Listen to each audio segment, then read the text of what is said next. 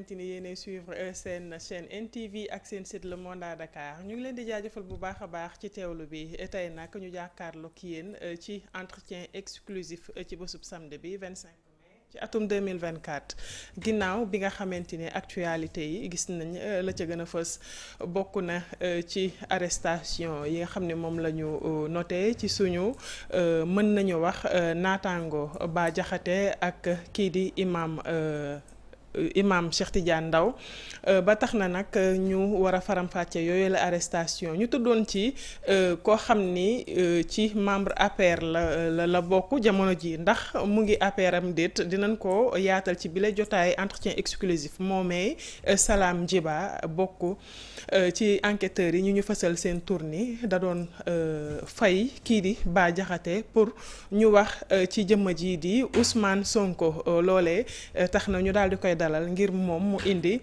réponse am lan moo waral yooyu les transactions dinañ ko yaatal dinañ waxtaanee itamit ci presque 2 mois ci gouvernement bu bees bile taxawaay gi ñu am waaye itamit jéego yi ñu jot a teg dinañ ko yaatal ak suñu invité waxtaanee aéroport gis nañ crash bi nga xamante ne moom moo fa amoon ci ayu bés bi ñu génn naam ñun ñoo ko tuddee crash mais ñoom ci seen communiqué dañu ni fausse piste la peut-être ci seen jargon la loole itamit dinañ ci waxtaanee kii di Amadou Ba ñu ngi ruumandaat ni génn na APR waaye nag moom mi ngi nekk ci tekkaaral lan moo waral boobu le mutisme cher internaute ginnaaw bi ñu leen nuyoo dañuy nuyu suñu invité dalal ko bàyyi ko mu nuyoog internetu NTV Salam Djiba nuyu nan la.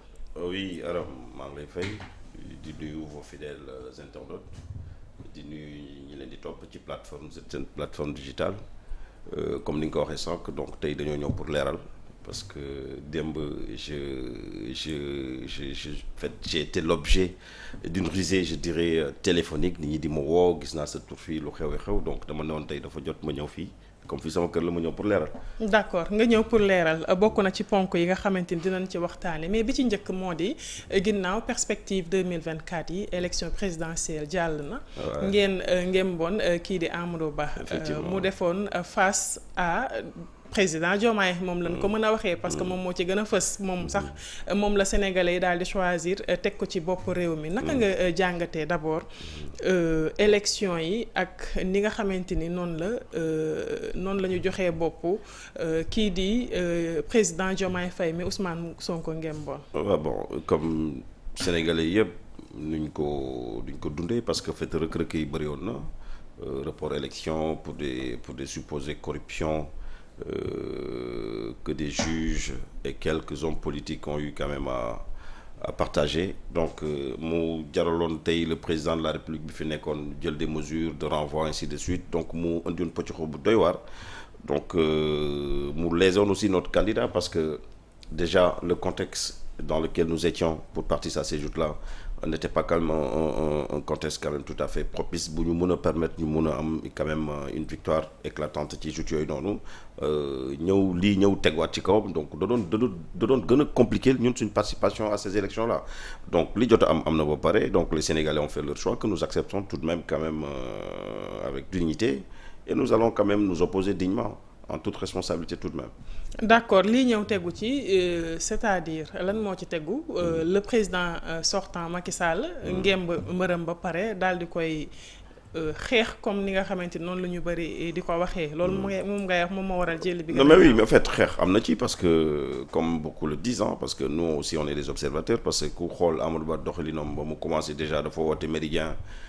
Beaucoup de gens ont été sommés de ne pas y aller c'est-à-dire autour de la majorité présidentielle donc ñu fa nekkoon ñan nga doon gis AFP nga fa gis PS ak yenn partis alliés mais la substance de l'APR gisoo fa ki ñu ñenn ñi donc ñii dañoo taxaw banque seen loxo croiser les bras pour ne pas y aller juste voilà pour toujours continuer perpétuer dans ce sabotage-là mais comme je l'ai dit tout à l'heure en fait lu jot a jàll on va tirer les enseignements bien sûr de cet échec-là maintenant au sortir de ça ku nekk da ngay jël ses responsabilités nga xam li la war nga def ko donc li motiver un comportement pareil du président sortant ça on saurait le dire kenn mënu ko xam mais je me dis que boo ànd ak sa njaboot mu nekk njaboot boo xamante ne c'est une famille élargie où il y a d'autres partis alliés am na taxawaay booy am boo xamante ne tey li jot a xew mënoon na ñàkk xew Maintenant, comme je l'ai dit tout à l'heure, les gens assument et dinañ am seen responsabilité bopp ñu xool leur avenir politique nu ñu koy entreprendre pour au moins ñu mun a am une certaine liberté d'action par rapport aux choix futurs.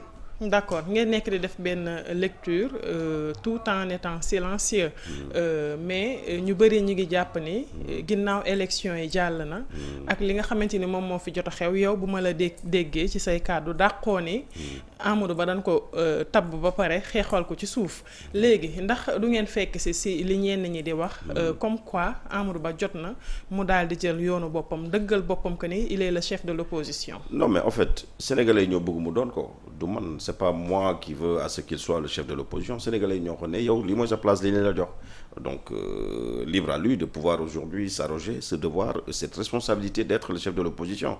Donc ta question mooy lan est-ce que man damay je prendrai fait cause pour Amadou mais loolu dama la koy wax ci plateau bi fii moi je serai avec lui parce que en fait du ma weddi yàlla parce que j'ai fait face à une opposition qui a été plébiscitée par les Sénégalais à hauteur de 54%. ma ànd ci ak Amadou Ba ba yàlla def mu am les 34% yu mu am donc kàllaa fi mun a àndal keneen ko dul moom donc je vais être avec lui tout simplement. D'accord même bu fekkee ne tey Amadou Ba génn na APR génn na ci coalition Benno Bokk Yaakaar. da ngay dem ànd ak moom. mais loolu c'est une évidence sama wax kay leer na Amadou Ba bu génnee jël yoonu boppam ma topp ko. ndax jàpp nga ne Amadou Ba dina nekk un chef de l'opposition qui boo xamante ni mën na peser benn poids bi. waaw mais peser poids weesu. sans oublier que 34% la génne c'est vrai mais ak la coalition Benno Bokk Yaakaar quand même. mais d'accord c'est-à-dire une élection présidentielle c'est rendez-vous entre un homme et son peuple donc ay nit ñoo taxaw ku nekk bëgg le président Diomaye Faye bëgg na Amadou bëggoon ñeneen ak ñeneen bëgg ñu def ce classement ñu ne Amadou son excellence Diomaye yow yaay nekk premier Amadou topp sa ginnaaw. Maintenant par rapport au style d'opposition bi nga bëgg Amadou Ba am parce que ces dernières années dañoo tàmmaloon des postures véhémentes violentes ci style d'opposition boo xamante ne Amadou war cee mën a nekk parce que loolu du style am ku xool Amadou il a un style quand même calme pondéré donc s'il va s'opposer naturellement il s'opposera en parfaite coloration avec son style d'homme. D'accord est-ce que tamit loolu du tax ñu jam ko baaraam tuuma wala mu firndeel wax yi nga xam te ne moom lañ doon wax que ni moom ci boppam bokk na ci ñi participer à ce que ñu éliminer la candidature de Abdou Karim Wade. mais ñu jàllale bi nga xamante ne moo di bu Diomaye Faye parce que ñoom ñëpp c'est des agents d'impôts et domaines inspecteurs impôts et domaines. xam nga loolu wax caaxaan la c'est-à-dire le PDS tey moi je me dis lu toll ni corruption nga jiiñ ko nit nga taxaw naan waaw une commission parlementaire nga mettre en place pour jéem a saytu xool ba xam ndax loolee ñu taxal Amadou Ba si juge là du lu am la donc l'action judiciaire bañ ko enclenché ñoom si lañ stoppé seen procédure mais loolu dafa war a leer parce que aussi Amadou am na ay mbokk ces juges là qui ont été quand même accusés je dirais à tort am nañu ay mbokk foog ñu seetal seen der donc pour moi c'était du dilatoire juste pour parfaire leur plan machiavélique de pouvoir aujourd'hui mettre hors circuit Amadou Ba et ils l'ont réussi malheureusement pour nous autres mais on l'accepte quand même tout de même et je dis ce sont les Sénégalais qui ont voté on accepte leur choix maintenant cette dignité qui nous incombe et que dañoo war a taxaw jàkkaarloog ce régime là. d'accord am na ñoo xam ne ñi ngi wax que ni Amadou Ba non seulement dafa war a quitter parti boppam fexe créer coalition boppam mais aussi dafa war a seeti des têtes comme Khalifa Ababacar Sall pour ñu mën a dëggal seen opposition. waaw xam nga nit doo ko jiital pare di ko jiitu ci lépp donc moom mi nga xamante ne ñun on aspire aujourd'hui à être avec lui c'est à lui de montrer la voie et de dicter le tempo. Donc bu ci tolloo mu jàpp ni c'est une nécessité d'échanger avec ces gens-là naturellement pourquoi pas parce que c'est des Sénégalais comme nous autres qui aspirent aujourd'hui au bon fonctionnement de ce pays. D'accord balaa ñuy dugg ci li nga xamante ni moom moo waral nga ñëw pour indi sa réponse di fàttali ni yow yaa ngi liggéeyee ca AIBD. non liggéey ma AIBD. liggéeyoo fa mais non je travaille pas là-bas. D'accord voilà donc en fait je suis dans le secteur privé. D'accord mais yaa ngi doon dégg crash d'avion bi nga xamante ni moom moo am la semaine dernière.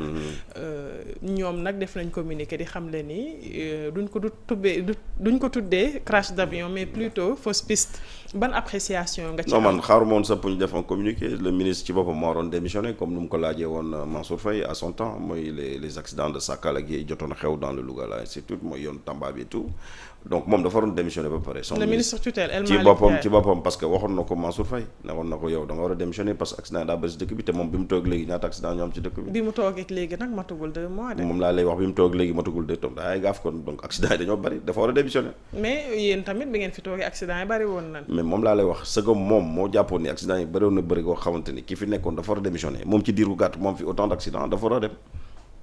appréciation boobu daal nga ci am. mais bien sûr loolu laa koy delloo en fait moom li ma waxoon rek laa koy delloo.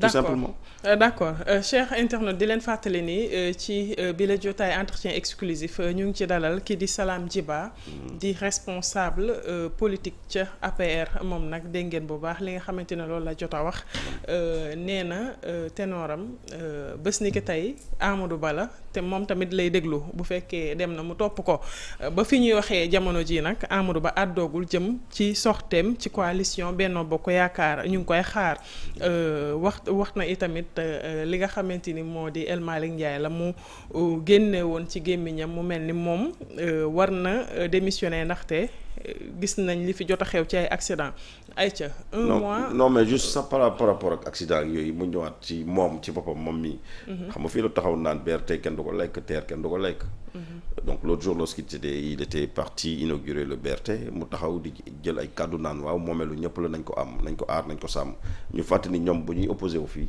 ba xale yi daan jóg pour naan dañuy taal BRT il les encourageait à le faire donc tey ñu jàpp ni moom ay waxu démbam tey lañ koy delloosi moom waroon na am rusukaay sax bu toog taxaw naan day jaaxarloo ak nit ñi naan day inauguré BRT waroon na ko rusu mais c'était la bonne guerre. non bonne guerre ba ci yàq des biens publics. non mais peut-être moom comme ni mu doon àdduwee di wax ni BRT kenn du ko lekk kenn du ko naan. mais tey mu ñëw di il faisait de la politique politicienne. non mais attends mais politiciens il faut ñu changer aussi de paradigme ñu changer de comportement vis-à-vis de leurs propos yi ñuy tenir parce que ëllëg am na parce que li ngay wax tey bu subaa mën na la dabaat en fait. exact tu vois ce que je dis tey du ma fi toog di wax loo xamante ni ëllëg nit dafay déglu di ma xeeb. il faut qu'il y ait de la retenue ci nu ñuy defee politique mais toog nga wax say wax yu safaanook li nga xamante ne yow jàpp nga ni dara du ci dëgg. mais nga wax ko parce que lan tu veux juste assouvir ton désir d'avoir des personnes nombreuses autour de ton fameux projet politique. tey mu ngi nii les Sénégalais sont aux abois tey li xew si dëkk bi kenn mënu la ko wax soxna si. d'accord ñoom bi ñu toogee ci bopp réew mi le 2 bi ñu jëm ci lay def 2 mois on est à une semaine ban appréciation nga am. ci 2 mois yu mel ni si 3 ans ou 4 ans parce que en fait lu ñu waxoon nit ñi la. ils nous ont dit que projet la ñu am na leen projet bi jaral seen bakkan na leen projet bi jaral ba ñu toogee qu'est-ce qu'ils ont dit le projet c'est-à-dire la mise en forme je dirais pas en forme même de ce projet n'a pas encore arrivé à son terme il faut que Sénégalais xaar jusqu'au mois de décembre je sais pas quand est-ce que pour nous pare parce que dafa am yu ñuy réajuster rek. non mais réajuster ci kaw lan yow nga toog nga ne yow am nga projet boo ñëwee rek da ngay commencer dérouler nga ñëw taxaw naan nañu nañ la may temps donc il y a trop de cacophonie en fait man à mon sens à mon avis c'est-à-dire du moment où ils font dans le tâtonnement il faudrait mieux quand même qu'ils s'expliquent aux Sénégalais ne leen ba écoutez ñun ñoo leen waxal li balaa ñuy yéeg nañu donc comme attendez à ce qu'au moins qu'on ait un peu de temps pour mën a teg yëf yi ci yoon mais dañ daan waxee ñoom en étant à l'opposition ak comment dirais-je ni ñu doxalee nii dafa waroo carrément. mais yow ci sa ñoom bopp Djiba xam nga que ni réalité yi bokkul. non mais ñoom xamuñu ko woon parce que dañoo ne peut-être xamuñu ko non mais attends dañ ne buñ toogee rek dañuy dérouler c'est ce qu'ils ont dit. d'accord mais réalité yi bokkul tey aussi projet bi peut-être liñ ci tënkoon. li ñu namoon de dérouler. mooy lan ak 1 mois yi nga xamante ni def nañ ko ñu càmbar dossiers yi càmbar yenn direction yi. ñoom xamuñu woon bu ñëwee nañ càmbar économie réew mi fi mu toll. ñoom xamuñu woon bu ñëwee xëy na loolu moom moo waral ñu xam ni ñu conscient que war nañu mën a réajuster waat seen programme. balaa ñu koy xamuñu woon ni bu ñu ñëwee jébbalaat askan wi ndax xamuñu ko woon. mënuñu ko woon xam parce que peut-être yéen ni ngeen téyewee woon réew mi. caxat beeg yàq bi fi ñu ko foogee woon da koo dépassé. loolu wax ju yàqu la en fait ay caxat réew mi ak yooyu noonu ñoom en fait ils ont dit que eux ils ont les coups de franche aujourd'hui pour pouvoir prendre les rênes de ce pays-là ñu doxal dëkk bi comme ñoom ñu ko bëggee. Entre autres, c'est-à-dire, je dirais pas promesse parce que jàppe ma ko c'était une conviction chez eux. Quand ils te disent que non, oui, ñun bu ñu toogee tous les postes essentiels seront soumis à des appels à candidature. des postes de souveraineté disons en griffe là mooy poste de souveraineté tey boo jëlee port poste de souveraineté direction de souveraineté la boo jëlee tey SOMISEN direction de souveraineté la parce que tey fii lañ toog naan Sénégal ay tonnes minerais la am et tout donc mun nañ ci jël benn 6 000 milliards comme son directeur actuel le disait à son temps on attend à ce que moom mu mettre en pratique ce qu'il disait dans les plateaux à tout va donc tey lu ñu gis mooy lan mais pàccoot moo fi am.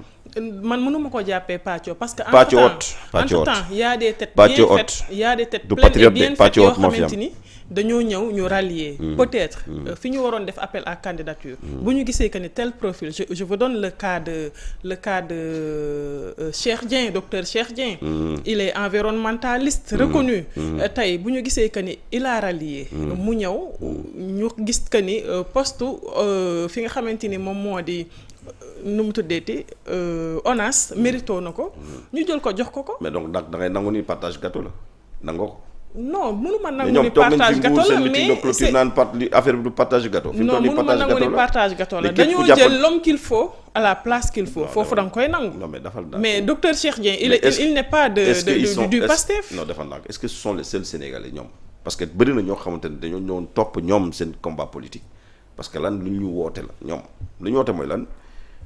lii ñuy def nii defuñu ko parce que là nous sommes de Pastef on le fait pour tous les Sénégalais pour tous ceux-là qui se soucient d'être des patriotes donc bu ñu jëlee réew mi tous les postes de direction ou bien les postes essentiels comme je l'ai dit tout à l'heure seront soumis à des appels à candidature bëri na ñoo xam ne defuñu politique mais dañoo ñëw jàpp ci combat bi. loolu d'une manière ou d'une autre c'est Ousmane Sonko en tant que président du Pastef. non lui c'est lui qui dirige ce pays xam nga ko jarut a wax. mais poste yi nomination yi c'est le président de la République Bassirou Diomaye Diakhar Faye qui nomme les ministres les DG et tout. Sénégal nga nekk Sénégal laa nekk quoi soxna si bu ñu demee ba naan dañuy renforcer les pouvoirs du premier ministre ça veut dire quoi.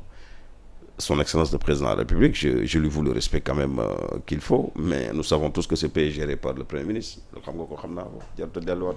man de xaw ma ko de. man damaa jàpp que ne le Premier ministre c'est le Premier ministre le Président c'est le Président. fii gis nañ fi nit bu taxaw saaga le Président de la République bu ko defoon ci Premier ministre bi nga gis leneen donc ça veut dire que ni ñii nga gis nii ñëpp en fait c'est le Premier ministre la ñuy topp. moom moo taxaw naan diw la ñoom seen biir dañ doon taxaw naan bu ñu nee ñu voté golo sax ñu voté golo. d'accord dama la koy nangul mais gis nañ itamit sànq maa ngi wax que ni peut-être dañoo ñëw jàppoon nañ ni le pays va mal mais jàpp ñu woon le pays kay léegi la gën a mal ban niveau la maladie bi egg tey ci yi nga xamante ni moom la ñuy càmbar da ngay gis le PM Ousmane Sonko di dem ci yenn direction yi fu ci mel ni building administratif ba mu demee moom en personne mi ngi doon commencer audit yi mu gis que ni le cas était catastrophe tey bu ñu laalee foncier yi mu jaral le président de la République sax def déplacement am dem ba Mbourkat pour def le constat ça c'est du populisme mënoon na bu mu toog bureau lu mu soxla foofu mënoon na ko am jartoot dem sax en fait mais foncier bi da ngay avouer que ni c'est un problème réel non mais attends parce que le président de la République d'alors Macky Sall bu muy toog naan en fait la majeure partie des contentieux en termes de rapport yu muy jot c'est des problèmes fonciers donc foncier bi am na problème dañ ko war a càmbar mais le fait que moom mu déplacé wu dem ba foofu di xool mais bu toogoon bureau am la mu soxla am dina ko am tu vois ce que je dis bu toogoon bureau moom lu mu bëgg am foofu noonu dana ko am jarutoon muy jóg dem c'est-à-dire mobiliser da ngay tuutal problème non wartoon a dem bureau am la waroon toog mu fekk ko foofu lu mu bëgg am dina ko am il est président de la République après tout quand même def ko pour la xool da ngay xeeb problème foncier bi ci Sénégal mais bu dul Mbourkat littoral bi gis nañ ko bu ñu ñëwee Almadi bu ñu ñëwee nu mu tuddeeti Kër Massar non VDN 3 bi Guédiawaye bu ñu ñëwee foofu mais problème yi dafa fréquent Ngor am na ay problème foncier quand tu me dis Corniche xam nga wax nga fi Corniche wax nga fi Mbourkat ba mu demee Mbourkat lan la def daa dawal otoom ba yegg Mbourkat amul benn tabax foofu Mbourkat àll la woon c'était une forêt quoi 25 000 hectares la tu comprends ce que je dis ñu déclassé ko bañ ko déclassé yoon maanaam à travers les impôts l'urbanisme et tout am ci wàll ñu commencé ko doxal donc bu ñu ñëwee yoon la ñu ñëw ñu càmbar xool ba xam exactement la fa xew lan la mais jarutoon moom mu déplacé wu dem ba foofu ba mu àggee foofu lan la def dafa jël bëtam di xool àll bi nu mu mel ba pare ñu génneel ko ay kayit donc kayit yooyu ñu ko génneel moom mënoon a toog biram ñu indil ko mu xool. d'accord moi c'est naka nga jàngatee arrêt des travaux yi nga xamante ni. ci corniche bi la def na ko ci corniche bi ci. bon je vais t'expliquer là je te dis une chose gis nga tey en fait le domaine maritime. Domaine maritime dañ koy déclasser par décret le domaine maritime le domaine public maritime parce que boo xoolee lan mooy domaine public maritime. parce que ñu bëri ñu ngi wax domaine public maritime te xamuñu exactement lan mooy domaine public maritime je m'explique. gis nga ce qu'on appelle la berge. xam nga luy berge. xam nga luy berge. berge. la berge tu connais pas la berge. non non. boo demee plage fu ndox mi di yem. foofu mooy berge. d'accord. comprendre nga li ma la wax maanaam lu ndox mi fu muy yem ak suuf si. loolu noonu mooy berge bi. donc ce qu'on appelle le domaine des 100 pas. tu me suis. donc le domaine des 100 pas boo ko jëlee maanaam da ngay jël maanaam fu berge bi di yem. yéeg ci kaw loolu mooy le domaine des 100 pas on est d'accord. donc boo jëlee le domaine des 100 pas là loolu mooy le domaine maritime. tu vois ce que je dis donc yow foofu noonu boo fa bëggoon tabax tey il faut inéluctablement à ce qu'on déclasse cette zone là. te déclassement bi loolu décret présidentiel moo koy def. d'accord bu ñu ko déclassé ba pare mu devenir ce qu'on appelle le domaine privé de l'État. parce que day fekk ñu immatriculer ko. au nom de l'État bu demee ba doon domaine privé de l'État ci lay jëlee sañ-sañ tey bu jox aux demandeurs qui souhaitent y faire des exploitations à usage quand même utile. donc loolu bu xasee ba am boo ñëwee taxaw naan ñëpp ñu tabax ci corniche bi dañ leen war a xawma lan ak lan pour man ça n'a pas de sens en fait. pour man ça n'a pas de sens amul benn sens en fait. ñëw stoppé lépp léegi ñi nga xamante ne seen kayit yemboon na nga arrêté leen au même titre que ceux-là ñi nga jàpp ni ñoom waruñu foon tabax. mais pour man c'est une injustice. d'accord c'est une injustice loolu dañ la koy nangul. ci li nga xamante ni moom moo. te du wéy léegi ñu arrêté lu ñu def. ñu ngi wéy ba tey. génn keroog nee na 2 mois du ci wéy maa ko wax. du ñu wéy ci lan. ci arrêté yooyu les arrêts de travaux yi non duñ ci wéy léegi ñu arrêté ko. ah bon maa la ko wax du yaa ngi fi maa ngi fi. lu tax nga wax duñ mënuñ ci wéy parce que tooñ la. d'accord l'État c'est une continuité régime bu fi nekkoon mën nga ñëw taxaw am nañ prérogative bu arrêter les travaux quand même. déggoo li mu la wax éternellement mënuñu ko dañuy arrêté dañuy bàyyi loolu yëpp nañ ko bàyyi. dinañ ko bàyyi jàll ci leneen. mais bien sûr sinon dañuy tardé seen bopp ñoom déjà mënuñu doxal dëkk bi déjà ils ont du mal. d'accord ci publication rapport OFNAC yeeg. yu ne mel mu mel ni jot nañu jàpp sax teg loxo maire Sindia ci benn publication boo xamante ni rapport OFNAC daf ko teg loxo. tey mën nga nangu ni. loolu c'est la bonne politique parce que tamit. dañoo teg day justifier day justifier seen jubbanti bi. non bàyyi ma yooyu xam nga loolu c'est des slogans creux quand même mais dama ni que la justice s'applique dans toute sa rigueur fii ku ñu fi jàpp nga def dañ laa jàpp nga def mais na yoon teg da dal sa kaw. parce que xëy na lañ lay toppee ci njombe bu dee sénégalais ko moom mais da nga war a gokki delloo ko sénégalais yi parce que teguñu leen fi ñoom ñi fi nekkoon pour di def lu leen neex donc loolu de ce point de vue moi je suis en phase avec eux. d'accord ñu dégg ci actualité yi arrestation Bah Diakhaté dégg nga ko ñu war ko àtte sax ni ki lundi bi ñu jëm le 27 mai incha allah. mais enquêteurs yi prouvé nañu que. Bah Diakhaté da doon jot ay transactions. ay Wave ak yu ne mel. un montant boo xamante ni dem na ba tollu ci 10 millions. te du ñenn ñoo ko doon financer ñu dul. les responsables de l'APR. y compris vous. Djiba. ñu gis transaction boo xamante ni defal nga ko. kii di Bah Diakhaté. mais da ngay wax montant bi waxal montant bi. 200 000 francs CFA. voilà nga defal ko kii di Bah Diakhaté. ñu jàpp ne da nga bokkoon ci ñi doon fay Bah. pour muy dénigrer le PM Ousmane Sonko. xam nga yow soxna si ba ma gisee l'affaire sur la toile surtout waa Seneweb révélé ko je me suis dit en fait c'est trop léger et je m'explique. Bah Diakhaté d'abord je réitère mon amitié avec lui sama xarit la. yaa ngi may dégg. ba loolu xewee ba ma déggante ak Ndiaw Fall je lui dis je viendrai mën naa ñëw leeral parce que Bah Diakhaté comme yéen NTV li ngeen am une plateforme digitale Bah Diakhaté noonu la amee baatu dëgg TV digital am il fait de la production il fait dans la couverture des événements aussi bien culturels sportifs que politiques donc le pourquoi le dépôt de ces 200 000 là Wave, d'abord faudrait-il rappeler la date où ce dépôt a été effectué. Cette date, c'est quand? C'est le 23 octobre 2023. Donc nous, on avait un meeting à Bignona le 28 octobre du même mois. Donc pour une meilleure couverture en tant que responsable, bien sûr, en charge de la communication, je me devais quand même de regrouper pas mal d'organes de presse pour avoir plus de visibilité par rapport à l'événement. Donc moi, mon arrêt de Dakar, ñëw ba Casamance. Dakar, Casamance. Tu vois la distance, c'est 450 km. nga jël 200 000 mu ñëw. Et les preuves sont là, boo duggee ci site am di nga gis ni qu'effectivement il était venu couvrir notre événement. Moom ci boppam il s'est pas déplacé. Ay ndawam la ñu yebal ñu ñëw, ils ont fait la couverture comme ñun ñu ko bëggee woon. Donc loolu waral cet envoi-là. Maintenant bu dee Bah Diakhaté de 2023 à maintenant, ou bien avant même, dañu xool ci compte Wave am ñu ko jot a xool le cumul de ce qu'il a pu glaner mu war a toll un montant de 10 millions di ñëw di ko dugal ci ay sites man c'est d'accord. Couverture boobu noonu ban genre événement la woon? Événement politique. C'est un événement politique le 28 octobre chez moi dans ma commune à Thionck-Essyl. À Ziguinchor. À Thionck-Essyl sama commune man. ñëw na ba foofu fanaan fa ay nitam ñoo ñëw moom ñëwul en fait ay nitam ñoo ñëw ñu couvrir l'événement boo duggee ci sitam di nga ko fa gis. Voilà. D'accord mu mel ni am na comme ni ma ko jëlee jël RFM de TFM local.